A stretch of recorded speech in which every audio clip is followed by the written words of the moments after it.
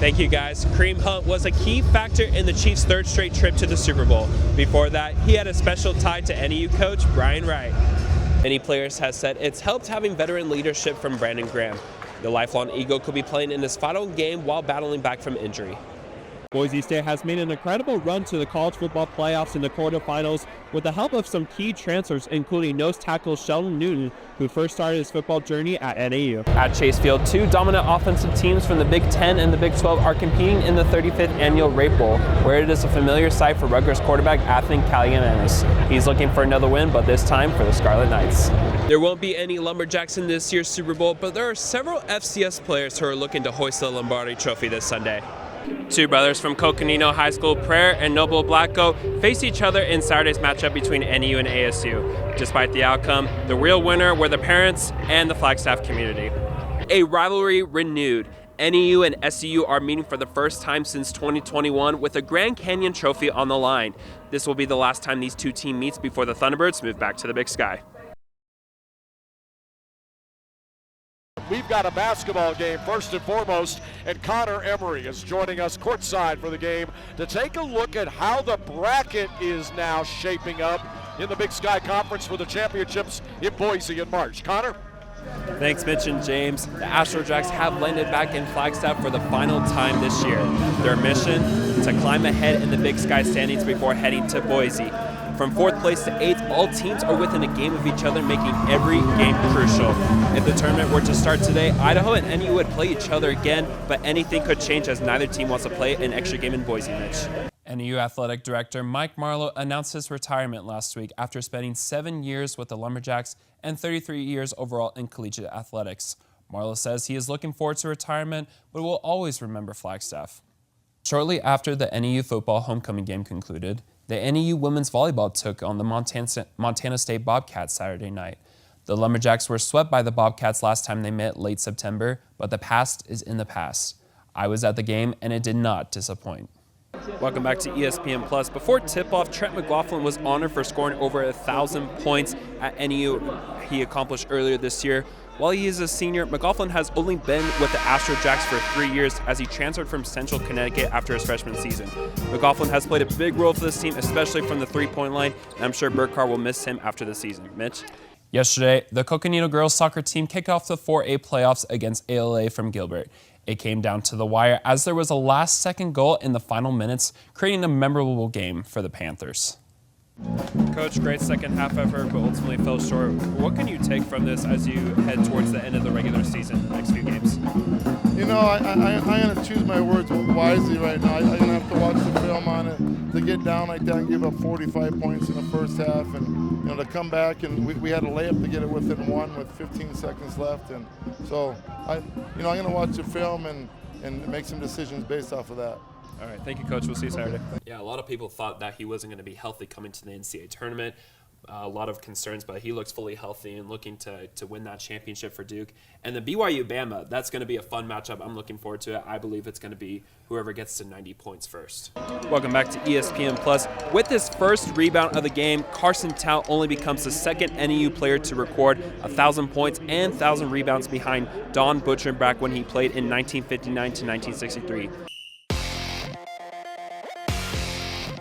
I'm Connor Emery with Trending Now, presented by Parker & Sons Heating, Cooling, Plumbing, and Electrical. It is official. The Diamondbacks team was with Arizona Governor Katie Hobbs this morning, who has signed Bill HB 2704, approving all the renovations and upgrades to Chase Field. You can read more on arizonasports.com. Early on the show, manager Torey Lovello said that Gino Suarez will be back on the lineup tonight after getting injured against the White Sox earlier this week. He'll make his return along with the rest of the Snakes to start a new series against the Miami Marlins. Merrill Kelly will get the start tonight and will oppose the young Yuri Perez. Pre-game coverage starts right here on 98.7 and the Arizona Sports app at 6, with first pitch set at 6:40. And two of the best teams are going at it in the WNBA tonight between the Mercury and New York Liberty at PHX Arena. The Mercury are coming in with a 3-game winning streak. Tip-off is at 7. This report is brought to you by The Window Depot. Looking for a career that's more than a job? The Window Depot has positions available in customer service, design, and warehouse operations. Apply online at thewindowdepot.com. Thank you, guys. Kareem Hunt was a key factor in the Chiefs' third straight trip to the Super Bowl. Before that, he had a special tie to NAU coach Brian Wright. Kareem Hunt was selected in the third round of the 2017 NFL Draft by the Chiefs and made a huge impact for the team right away. Before that, Hunt excelled for University of Toledo with 4,945 yards in his college days. In Hunt's final year, Brian Wright came into the picture and helped him have a memorable senior season. Wright described Hunt as a team player on and off the field and would always put others first. Kareem was a team guy first and foremost. You know, a couple things that really stood out for me was not only was he a great player and a great competitor, really difficult to tackle. Although they spent one season together, Hunt expressed that Wright played a big role in his success. Brian Wright's done a great job, man. He always helped me and believed in me and, put me in position to be successful at Toledo. My senior year is probably, one of my best seasons there, and I give a lot of credit to him and Coach Candle for that. Terry Swanson, Hunt's backup at Toledo, has followed Wright to NAU as the running backs coach. Wright said that the duo was an ultimate threat in his first year at Toledo, which holds a special memory for him years later. What a dynamic backfield we had with Kareem and Coach Swanson back there. We had a great group there and a great team, a great offense, and it was certainly special to be there at that time with all those guys. Hunt knew that Swanson would be a coach one day and is proud of his old teammate for the tremendous work he's done over the years. I'm so happy Terry's coaching because he was a heck of a football player, man, with me, and just a guy that, he pushed me to be who I am together. He always, he would take playing time for me if I wasn't doing my job or, performing in the way I should. And I got a lot of respect for Terry, and I know he's a great coach because how much he loves the game of football. Boise State has made an incredible run to the college football playoffs in the quarterfinals with the help of some key transfers, including nose tackle Sheldon Newton, who first started his football journey at NAU. Just 2 years ago, nose tackle Sheldon Newton was playing in the Sky Dome for the NAU Lumberjacks. Now, he is about to play in the biggest stage of his football career yet, the college football playoff quarterfinal at the Fiesta Bowl. The senior spent 2 seasons with the Lumberjacks before transferring to Boise State in 2023.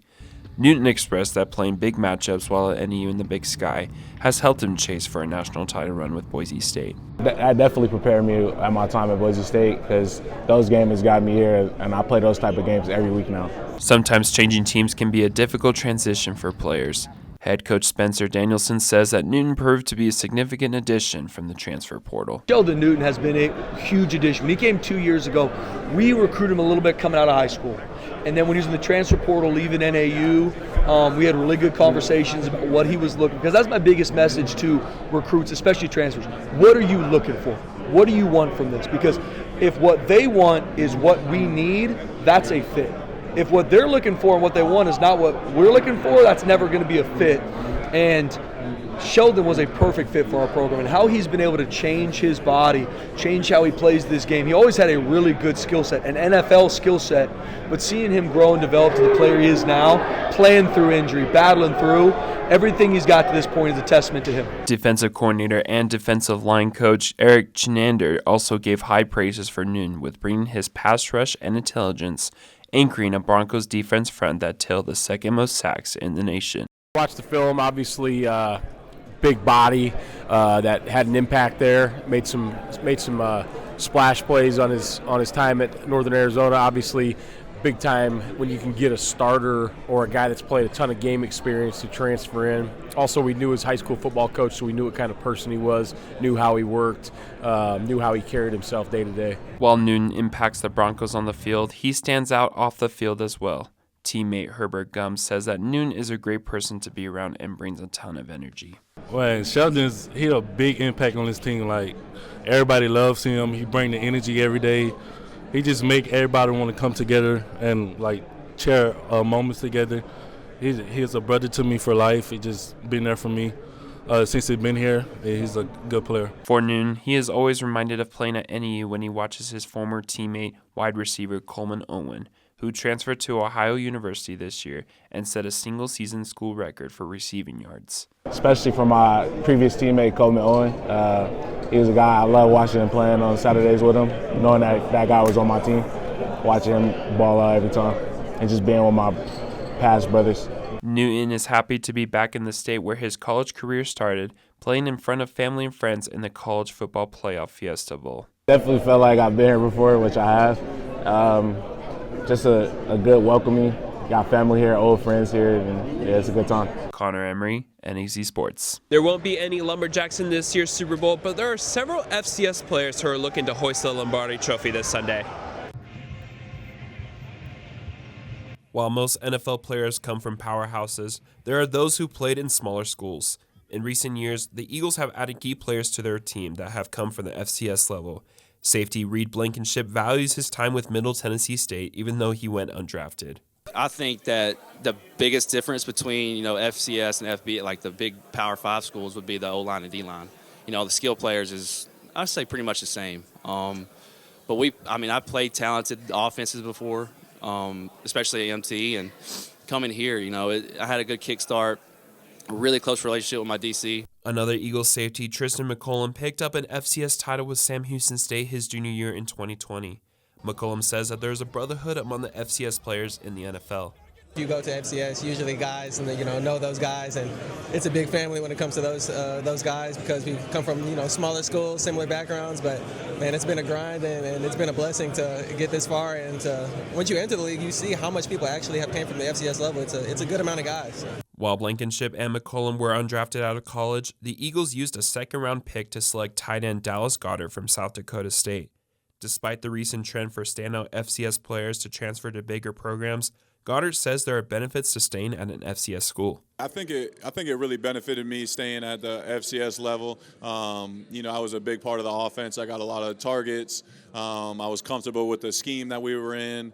I was able to do it all there. So you go to another school, and you just don't know how the coaches are going to use you. You don't know the connection you're going to have with the players. So I think if you just play good football wherever you're at, they're going to find you, and you'll have great success at the next level as well. A rivalry renewed. NEU and SCU are meeting for the first time since 2021 with a Grand Canyon Trophy on the line. This will be the last time these two teams meet before the Thunderbirds move back to the Big Sky. The Lumberjacks and Thunderbirds put on a classic match that went down to the bitter end.